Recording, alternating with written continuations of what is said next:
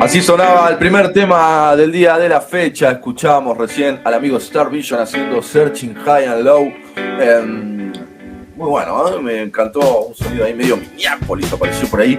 Y con esto le damos inicio al programa del día de la fecha y le damos inicio a esto, la fábrica, esta sección en donde intentamos, no intentamos nada, lo realizamos y lo hacemos muy bien.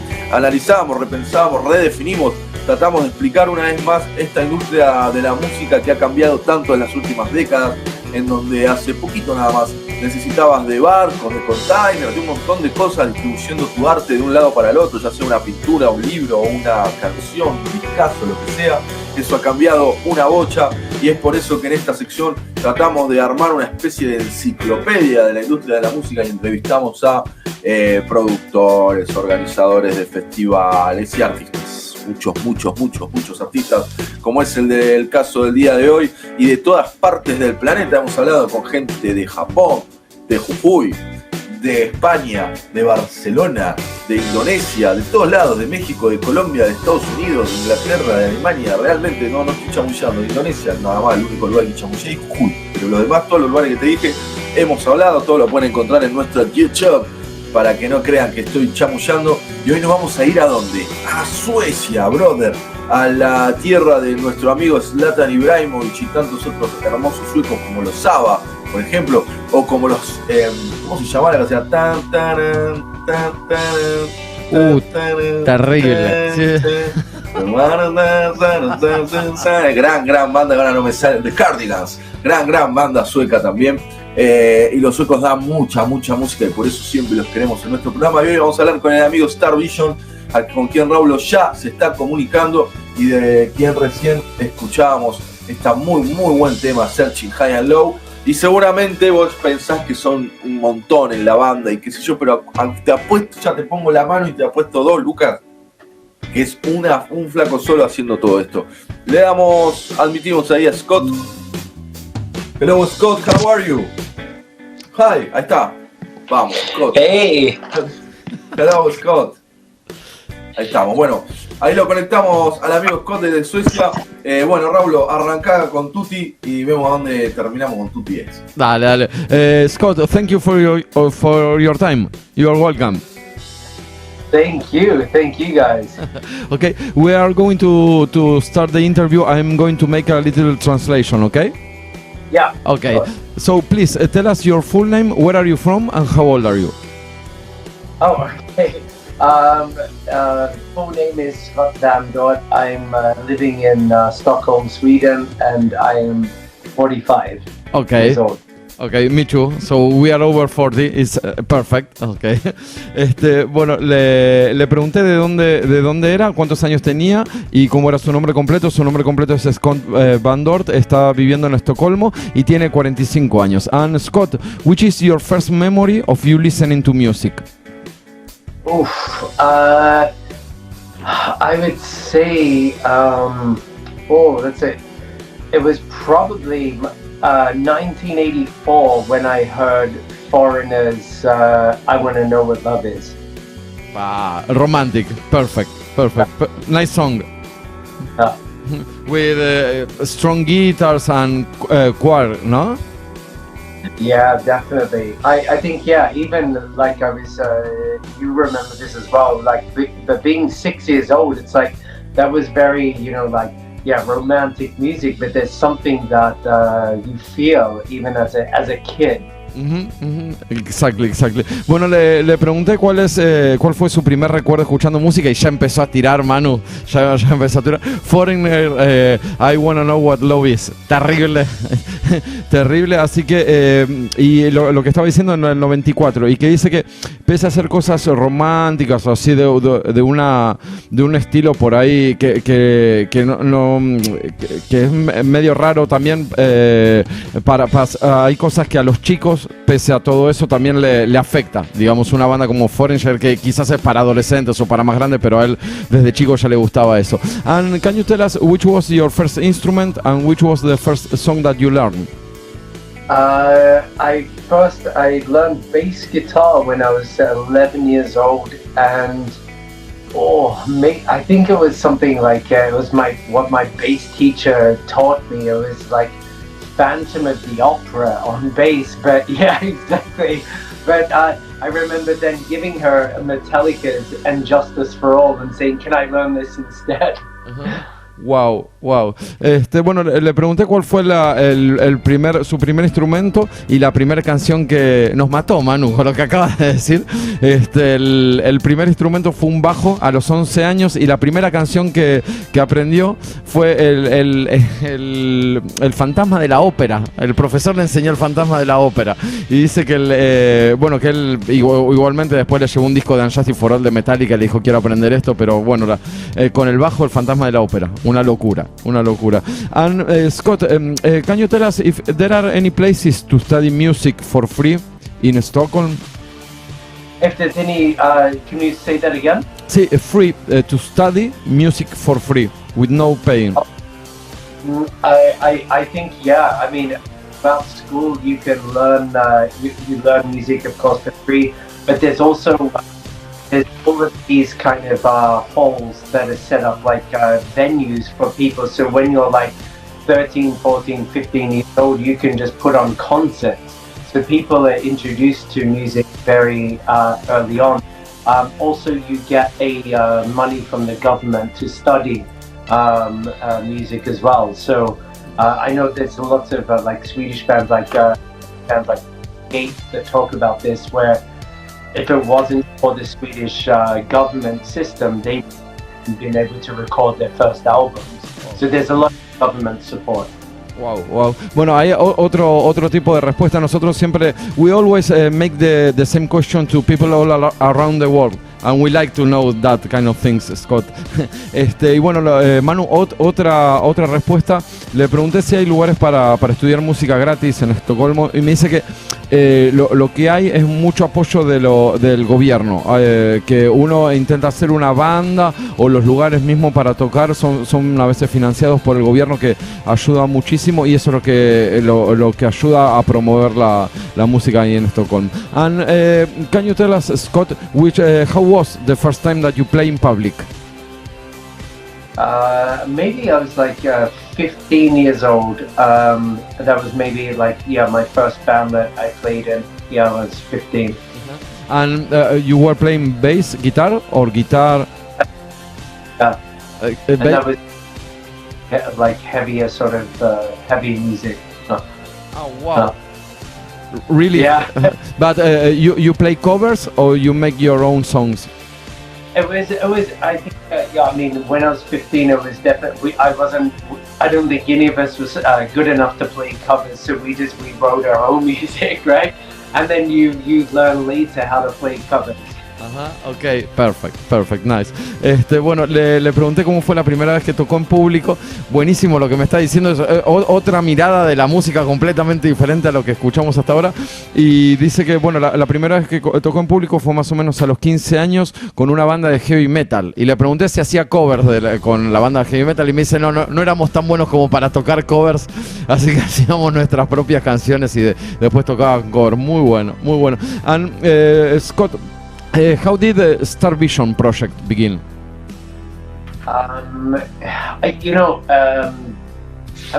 It became. It was during COVID, and I think I realized that it was. I think when everyone was in lockdown and everything was strange, I started to think of better times, like when life was better, and my mind went straight back to to being a kid.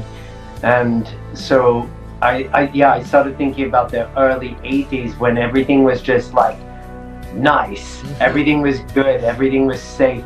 And then I found myself listening to like Foreigner, Journey, Michael Bolton, everything like from the early 80s. And then suddenly I found myself like, I don't know if there's anyone doing this music anymore. So I wanted to kind of relive my childhood by creating a new project.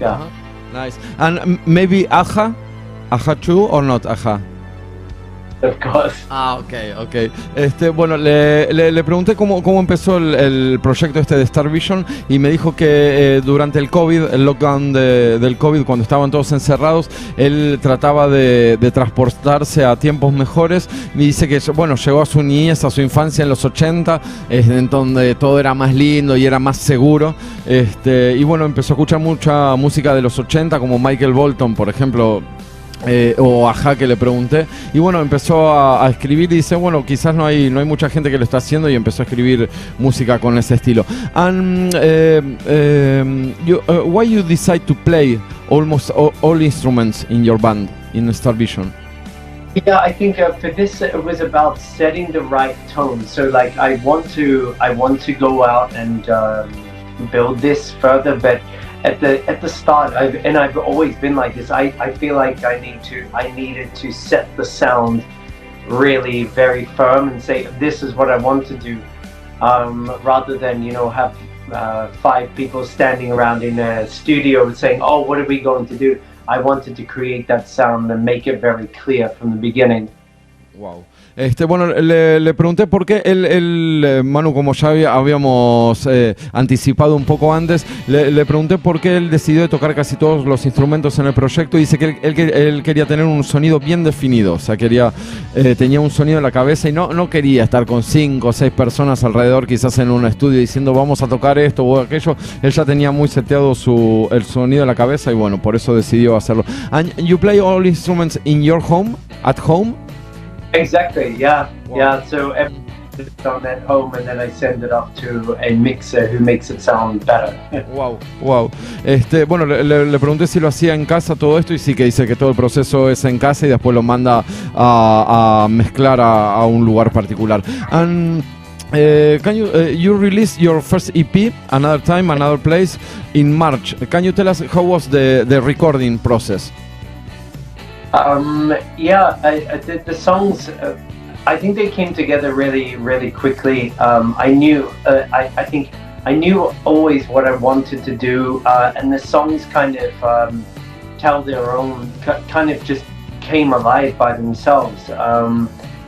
I think in many ways I could have gone 2 ways. One was very pop, and then one was say very rock, and then I just thought I would let the songs just become what they needed to be, and so they're all my different influences, and so everything came together quite quickly, maybe like in 6 months, and it always starts out with just choosing different sounds, and then once I hear that sound, I know where the song needs to go. So sometimes I think, I want to make something like a heavier song, but I'm choosing keys that go in a softer direction. So the sounds often decide where the song will go. Wow. Bueno, le pregunté cómo fue el proceso de grabación de su primer EP. Él editó un EP, ahora salió en marzo de este año, y dice que fue un proceso de alrededor de 6 meses, que él fue armando canciones, algunos iban más para lo pop, algunos iban más para lo rockero, y que lo más importante era el sonido. O sea, él estaba tocando y llegaba a un determinado sonido, y ya ese sonido era el que decidía para dónde terminaba, para dónde llevaba la canción. Y dice, bueno, que lo principal es el sonido, y que hay algunas veces que si el sonido se va muy a lo rockero, muy a lo heavy metal, él trata de ir arreglando, digamos, la estructura del sonido de la canción para que sea un poco más tranquila, pero sí, el sonido es lo principal. And in the searching of that sound, you have to buy instruments, or how do you manage that? I think I've had a drum machine I've had the same drum machine for 25 years. Yeah. So, and also, I luckily, I use one drum machine, and then I use there's like plugins that I use, but it's one plugin that I love, and they just do the 80s, 90s pianos and organs. So I like the idea that I don't want to make anything too complex or too modern. I want to keep it very simple, and like I have wires everywhere connecting everything.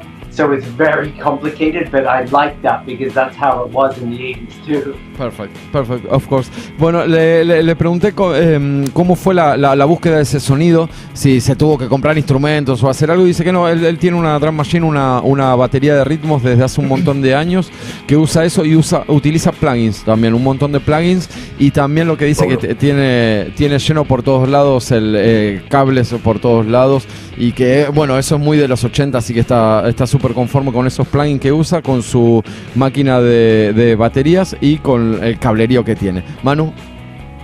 Pedile la data de los plugins, Waves, Latin Instrument, a ver por dónde va. Sí, por dónde va. No, Manu wants to know the plugins. Which one do you use?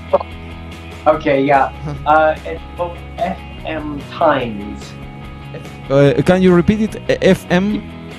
Yeah, then Times. It looks like the word time, but it has an N instead of an M.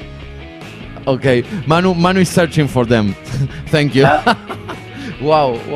Bueno, thanks for the data, for the information. Okay. It's my favorite. I mean, it does everything that I want to do.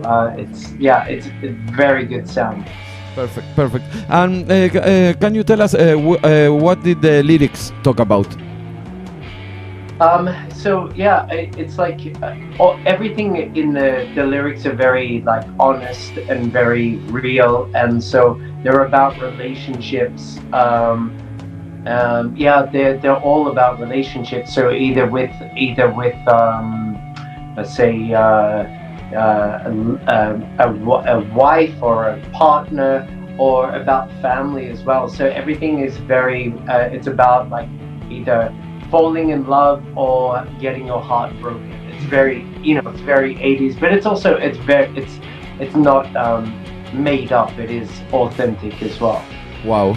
Bueno, le pregunté de qué hablaban las letras de este EP, y dice, bueno, que hablan de cosas reales, que son súper honestas las letras que hace, que hablan sobre relaciones humanas, sobre parejas, sobre familias, sobre esposas, maridos, todo, y que hablan más que nada sobre las relaciones humanas, y que sí, que no es muy 80s, pero que cosas así románticas y del amor, pero son cosas todas reales, o sea que no hay demasiadas fantasías en las letras. And can you tell us, Scott, is there like an 80s scene in Sweden now?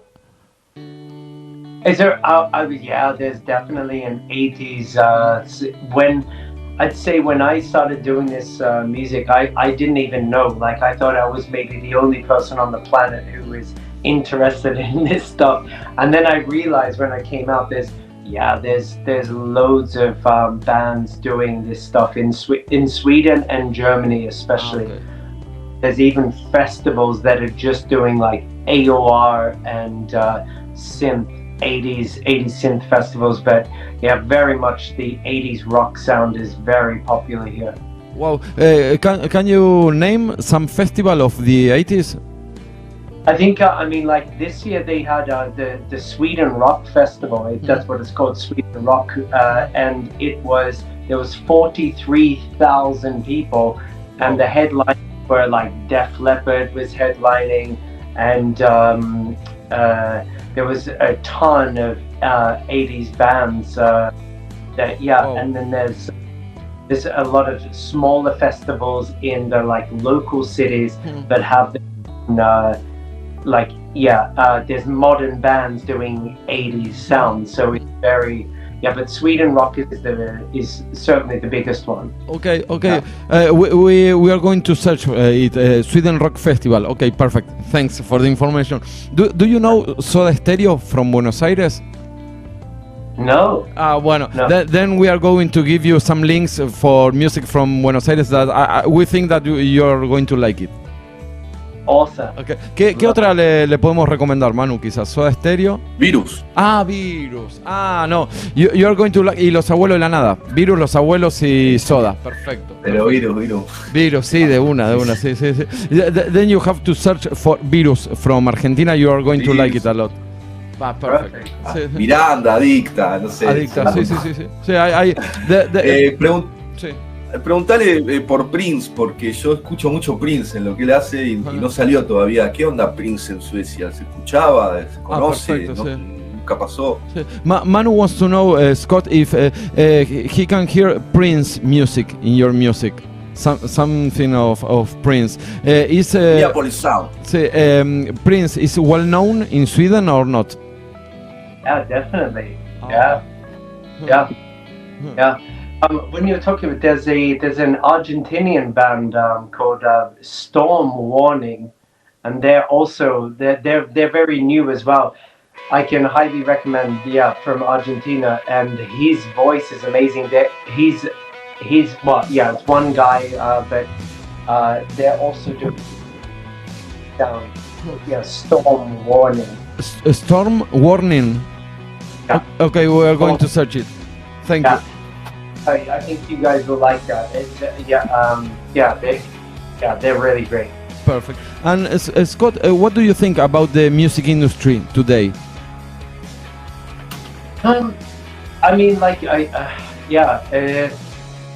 I think it's interesting. I mean, for example, like we're doing this interview.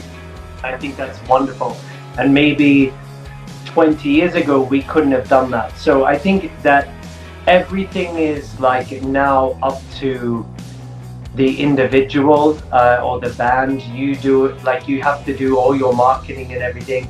And now it's like once upon a time, we had to wait to listen to radio. We had to wait, like we'd have to buy things on CD. But now we can search, as we've just discussed. Now you can search out music. So I think that's fun, and the fact that we're doing this now is a great example of that. So I think it's exciting, but it also means like maybe nothing's changed. That it's always about hard work. If you want to get heard, you have to work really hard. But then nowadays, I guess you can have a YouTube video and you get thousands and thousands of views, and whereas maybe before, like 20 years ago, you couldn't have done that. So I think it's very different. It's different but exciting. Perfecto. Bueno, le pregunté por cómo él ve la situación de la industria musical ahora, y dice que es excitante, o sea, que cambió un montón que entre antes y ahora, o sea, lo que decimos, Manu, lo que decimos al principio de la columna, que antes, antes había que esperar para escuchar las novedades en la radio, o que había que comprarse un CD o un disco para escucharlo. Bueno, la introducción que haces, o sea, que había que esperar que lleguen los barcos con los discos y todo para estar enterados y poder comprarse los discos, y que ahora con un poco de buscas, que es lo que estábamos haciendo ahora, te pasas información de boca a boca y lo buscas y lo encontrás enseguida. Así que por ese lado está todo bien, y que lo que decía que tampoco cambió mucho, porque lo que tenés que seguir haciendo es trabajando mucho para ser escuchado, que eso es algo que no cambió, sí, así que estoy completamente de acuerdo. Murió lo nuevo, digamos, ya no hay nada nuevo, todo es viejo, al instante. Le pregunto a ver qué piensa eso. Sí, si querés decir, es como que antes algo nuevo duraba meses, duraba años, algo nuevo. Si querés decir eso, antes algo nuevo duraba mucho más que ahora. Sí. Manu wants to know if you are agree with him that new things are instant now. Yeah, and the thing is, and it disappears so quick too. We all do this. Like we listen to things for 1 minute and say, "Oh, that was really good." But unless you save it, you forget it. I think, every instant, there is something, I think, when you buy something physical, you enjoy it more. Of course. Now, everything disappeared, but not Metallica. Sorry for that, Sorry, I'm a big fan of Metallica. Sorry for that.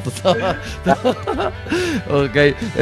Bueno, sí, le estaba diciendo que, bueno, estaba de acuerdo con vos, Manu. Dice que todo desaparece, que es un instante, que muchos, o sea, nosotros escuchamos un montón de cosas, cosa que nos pasa también, que escuchamos un montón de cosas y a los 2 segundos nos la olvidamos, salvo cuando compras algo físico, que eso sí es como que lo tenés y lo disfrutás, y es muy diferente a eso. And we are going to beginning to close the interview, Scott. Can you tell us something about the future plans of Starvision? Yeah, so working on new songs, and so I like the idea. I mean, I'm going to work on an album.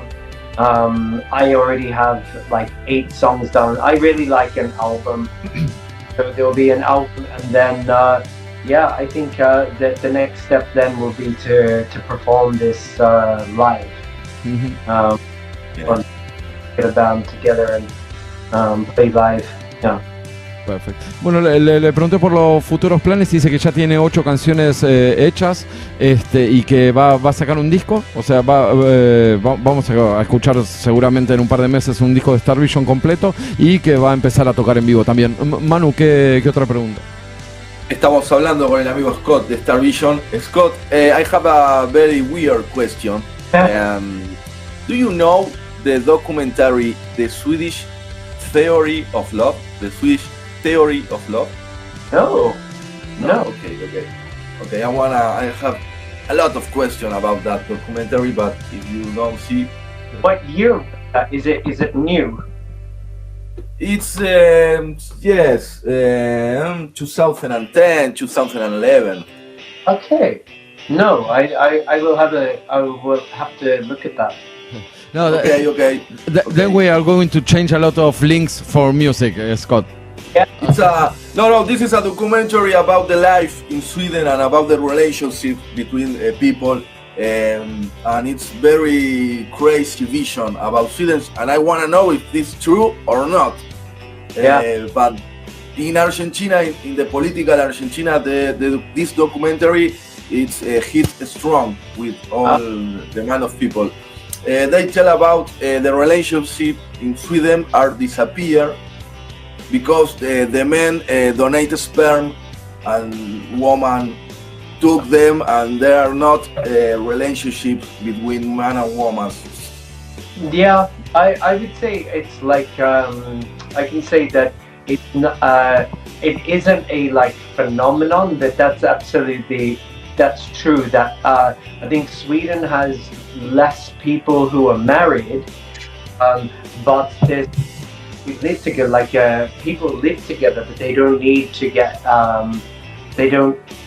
Most people don't get married, so they can have families, but no one's married.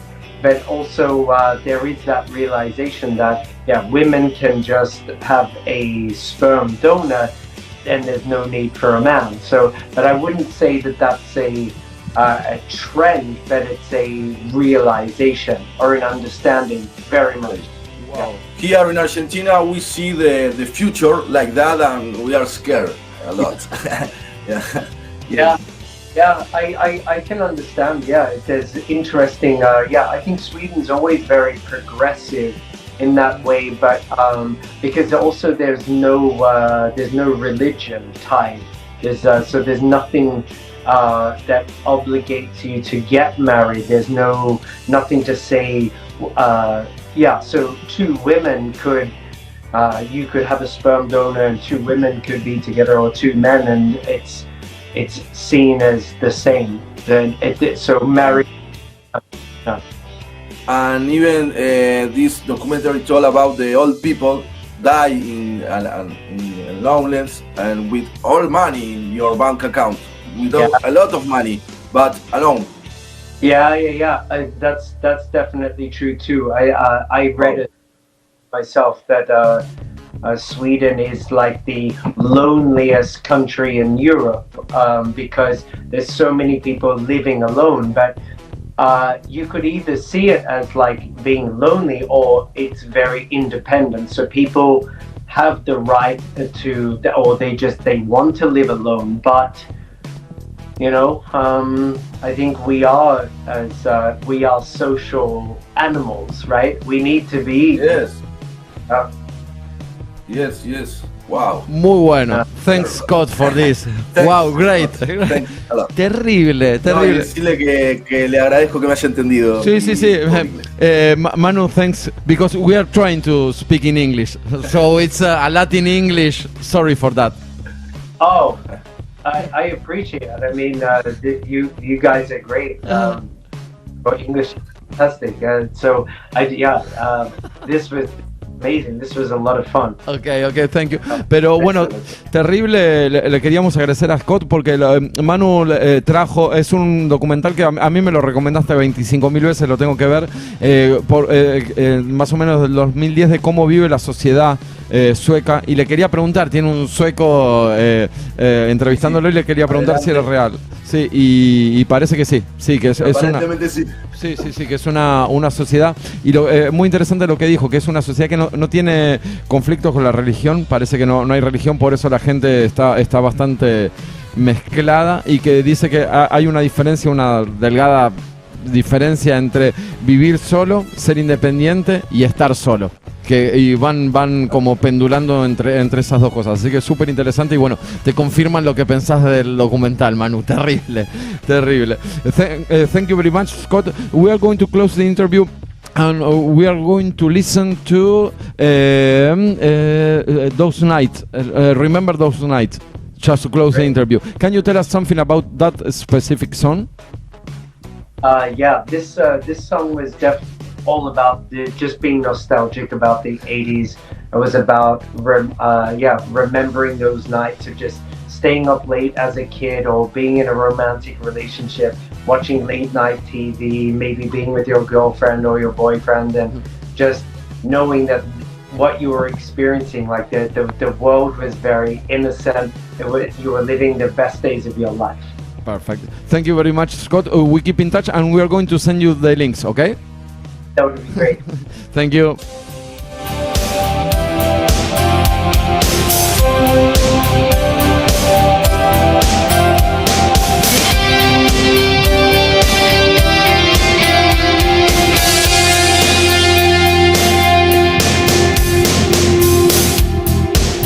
I put the radio on and I'm taken to that place when we were innocent and young, and the last of the sun we chased, but from time we could not